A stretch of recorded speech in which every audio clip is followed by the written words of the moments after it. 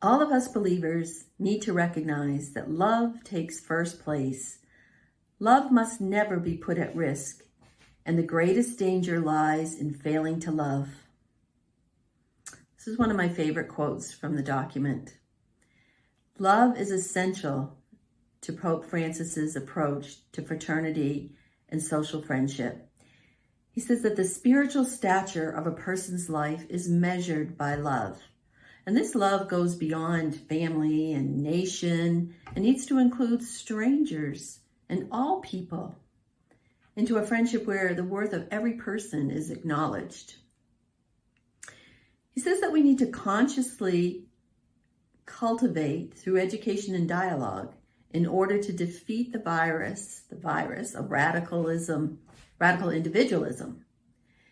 So based on universal love and recognition of the inherent dignity of every person, we have an obligation to ensure that every person has sufficient opportunities for integral development. He asks us to have a heart that's open to the world. And he explores the moral and social implications of having a heart that is open to the world. He said nations need to look at the conditions which force people to migrate. And we need to collectively address, all of the nations together need to do this, to have a fundamental openness to welcoming, protecting, promoting, and integrating their neighbor, the migrant or refugee.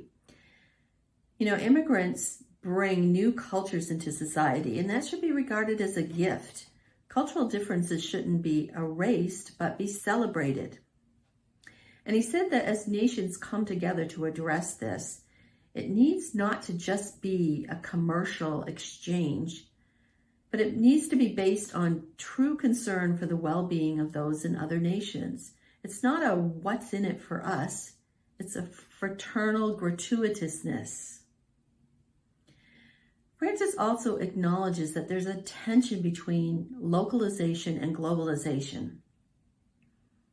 We need to be attentive to the global so as to avoid, narrowness and banality. Yet we need also to look to the local, which keeps our feet on the ground.